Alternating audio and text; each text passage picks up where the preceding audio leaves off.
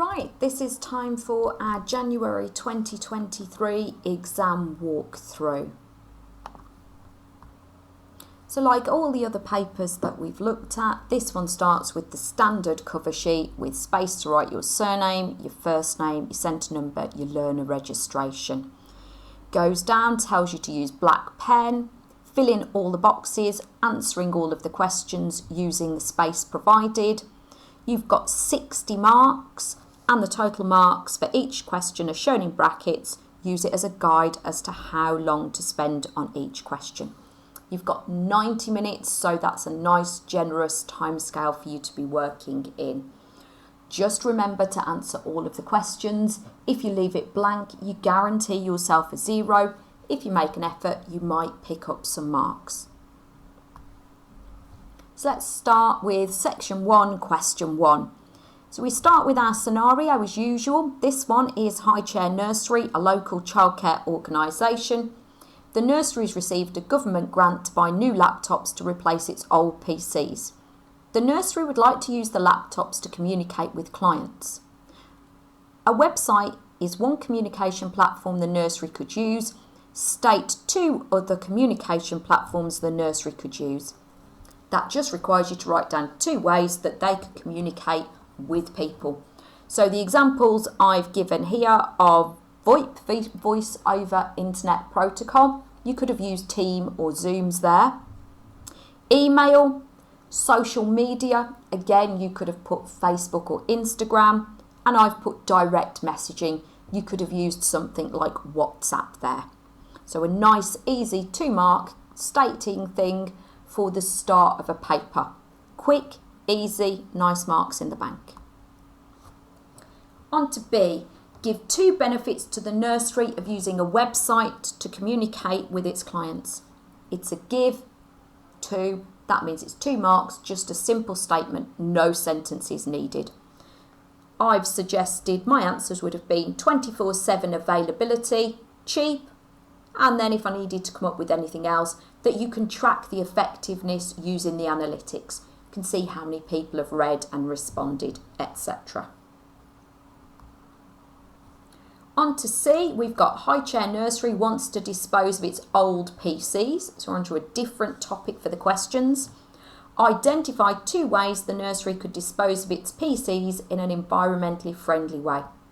Identify just wants 2 statements again.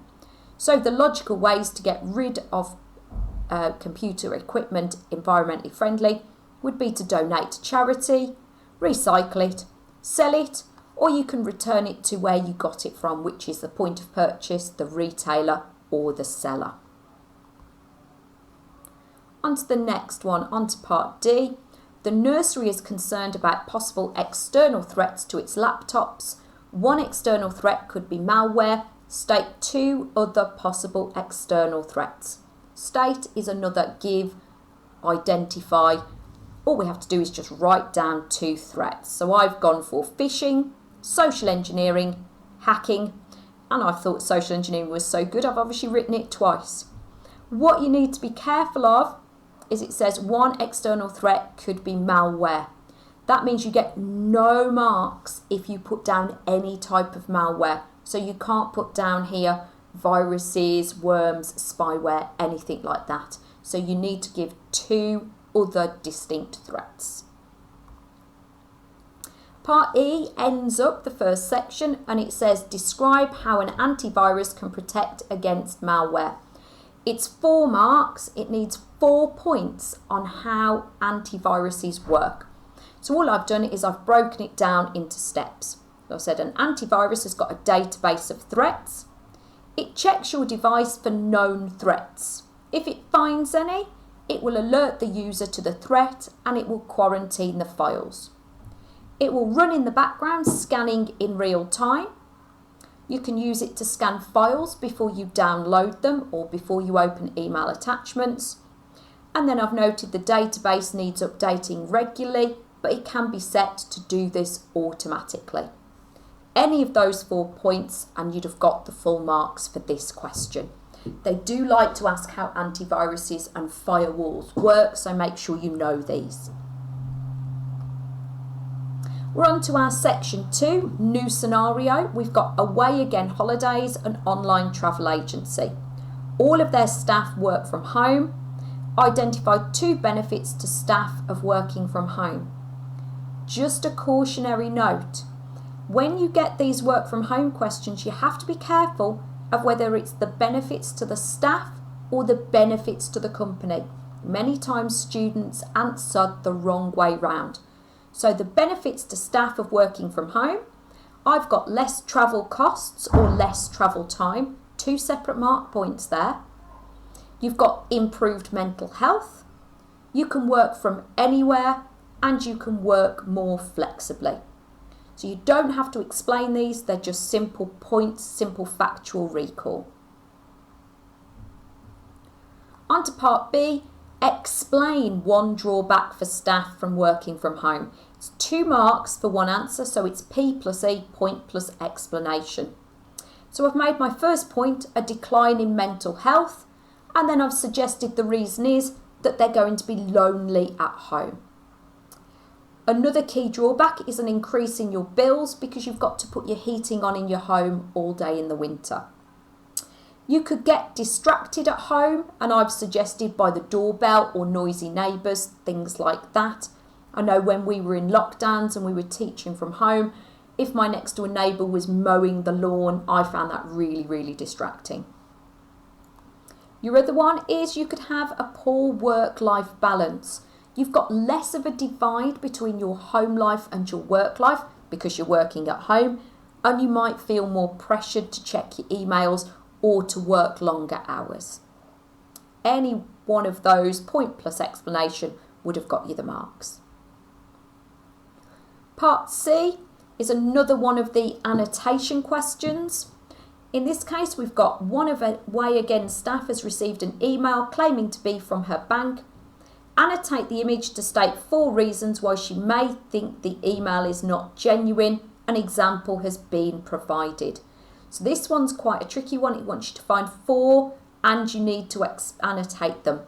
So I've had a little look through and I've gone your email address here, help@fraudsquad.google. Well, that's not a bank email address.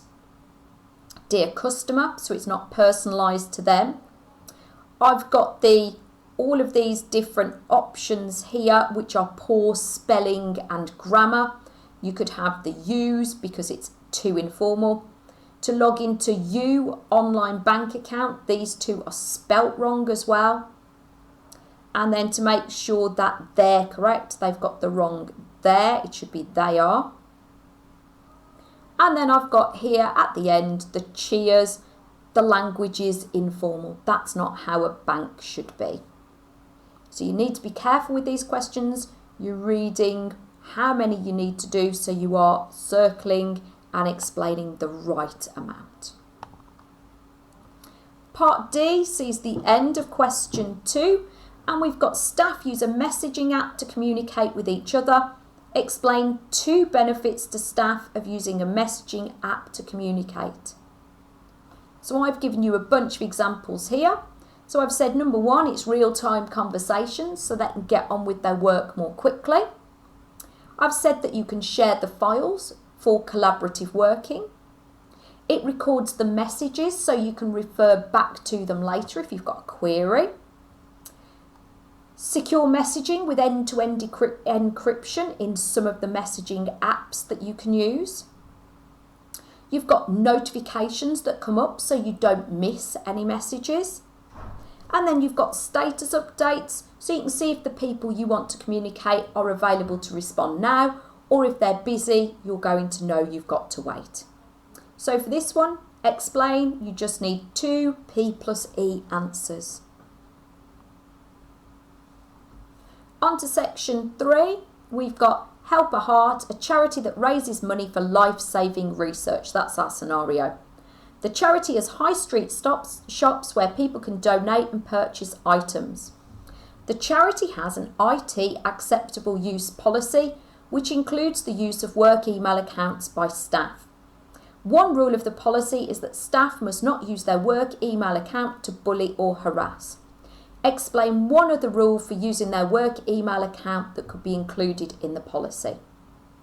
So this is looking at acceptable use policies. Remember, these are policies that organisations have that lay down the rules of what you can and cannot do when you're using their systems. They're a key document because it sets down what happens if you break the rules. Staff have to sign up to them, which means they know the rules. So if they break the rules, they can't argue when they have to face the consequences. So let's have a look. What could be included in an email policy for staff, a policy about emails? So I've said, don't click any links in emails because then you can avoid phishing scams. You might have opted for no personal use so that the work time isn't wasted sending their personal emails. Don't send any private information because that would break the GDPR, that data protection legislation. And then I've got, don't send offensive emails that could harm the reputation of the charity. By offensive, it could be offensive images, offensive videos, offensive language, anything like that. So all you needed here was one other rule from a policy about emails. On to part B, we've got the charity is trying to be more environmentally friendly and save on resources. Explain 2 usage and settings policies it can use to help it do this. So it's P plus E twice. Now I went for use power saving mode to reduce the amount of electricity used. Then I've said use auto power off so the device shuts down out of working hours. So if the charity shuts at 6, you could have it set that they all shut at 6:10. And then I've suggested they could use digital documents, not printing out, to save paper. In my first one, I've used the generic power saving mode. You could have picked any of these items from this that you wanted to. So you could have said turning down the brightness so that it uses less electricity. You could have suggested going on to screensaver mode or hibernate if it's not been used for a while. These would have been perfectly acceptable answers. Still on our charity, we know that staff at the shops record data about the donors and the donations received. This data is shared with the charity's head office. Explain 2 drawbacks of sharing this data. So we know we've got shops and a head office, so you've got to share the data. So you've got to think about 2 drawbacks. The first one I would automatically go for is shared data can be intercepted and then leaked, because you've got to transfer that data over the internet from the shop to the head office. So it could be intercepted and leaked. Then I've said if they're sharing data, they've got to get the donor's permission to share it. That's part of GDPR, the data protection legislation. If you're going to share it, you've got to tell the customers, the donors, and you've got to make sure that they agree to it. And then a general one, I've gone for, they've got to make sure GDPR, that's data protection, is followed, or they can be fined and sued. By this, you could say they've got to make sure that the data is encrypted so that it is more secure as part of GDPR. Part D is our diagram that we've got to draw. So there's a diagram on all of the papers. In this case, I can see down here, we've got to draw a flowchart to illustrate this part of the process. So we've got the charity's got an online shop where items are sold. Part of the process is, now it's this set of 6 items in your box that you need to be looking at. So number 1, the customer searches for an item.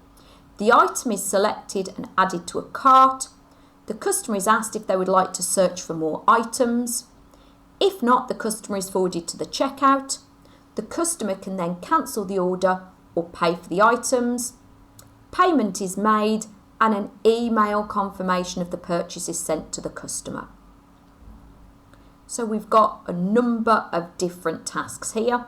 So search for an item, select an item, add to the cart. They are asked if they want to do more search items. If not, they go to the checkout.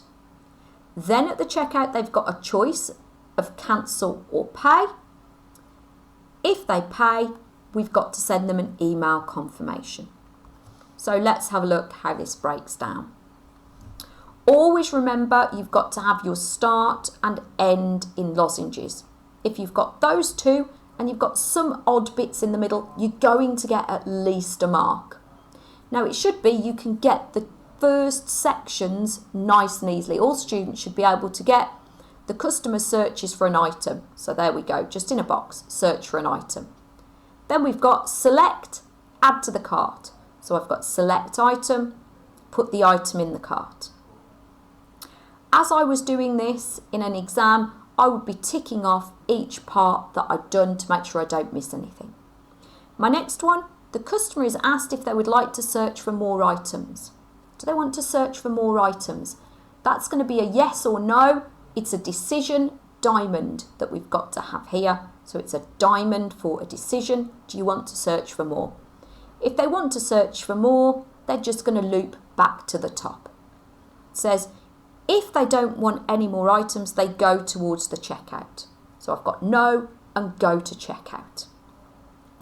Now I've got a choice of cancel or pay. So my customer's got to make a decision. So it's another diamond. Do you want to pay for the item? Yes or no? If they don't want to pay, they're obviously cancelling the order. So I've got pay for the item, no, cancel the item, and then they're going to go to the end.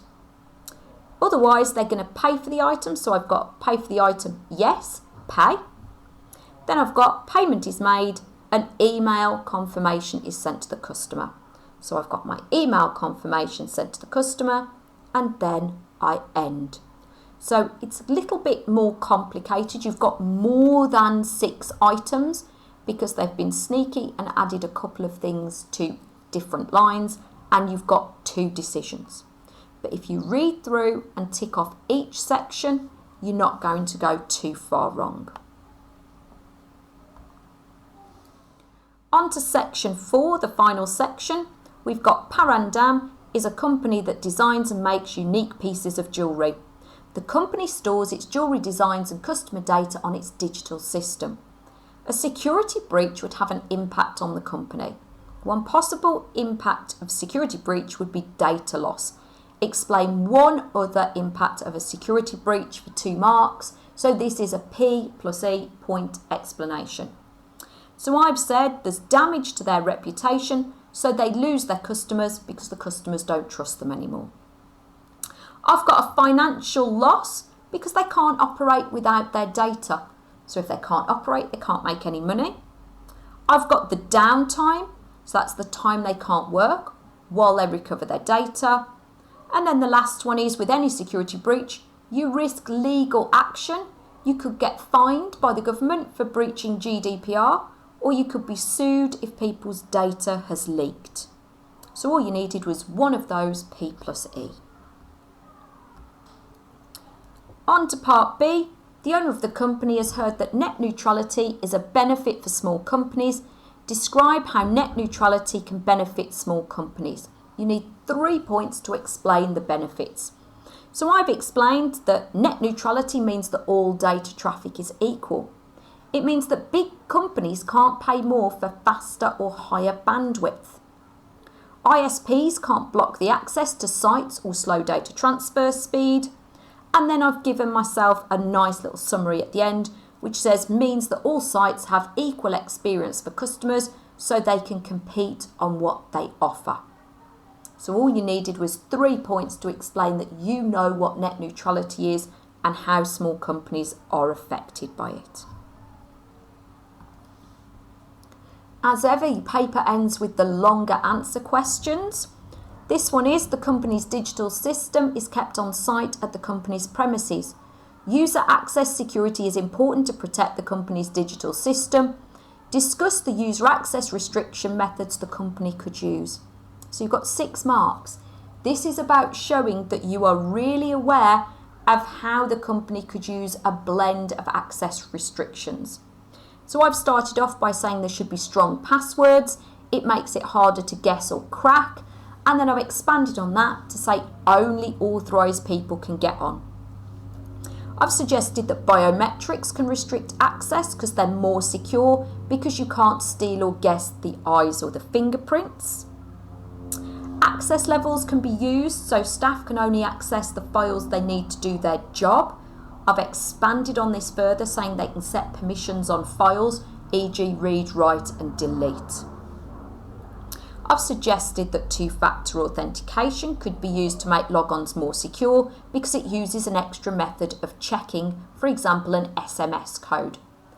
I've shown this discussion because I've given more information by saying it needs two of something you know, something you are and something you have. And then finally, I've suggested those physical security methods like locks, CCTV, alarms to block access to the servers and computers. These 6 marks discuss about a particular topic. They're about the quality and depth of your answer and showing a range of answers. Be guided by how much space there is.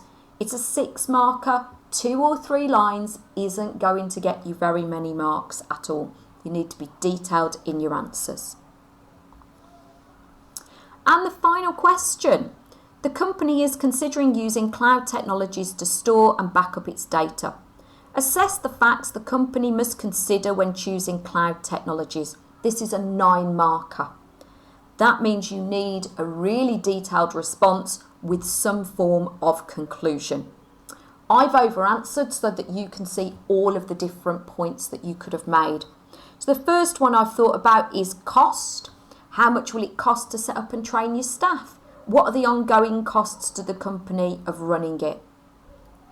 Then they need to look at compatibility to see if it will work with their current software and hardware. If not, what changes have they got to make? How much money have they got to spend? How long is it going to take to get it sorted out?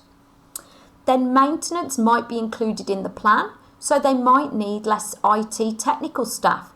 This means they would have to make a redundancy, not a fun thing for a company.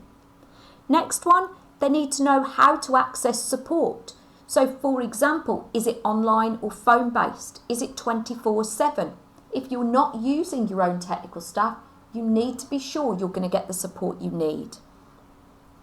Then I've thought about the staff who work at the organisation, and they might need training to work on new systems. They need to be sure to know how it's going to how it will be accessed, how long it will take, how much it costs. Does it lead to a loss of productivity if there is training time needed for your staff? Then I've got security being a big consideration. You need to know it's secure and it meets GDPR. If it's being stored by somebody else, you need to be sure they're following the rules. I've said that performance must be at least as good or better than the current system, or there's no point in changing. They also need to check if their internet speed is good enough for all the data transfers, because you're going to have data going up and down to the cloud all of the time. I've suggested that transfer of the data to the new system must be considered.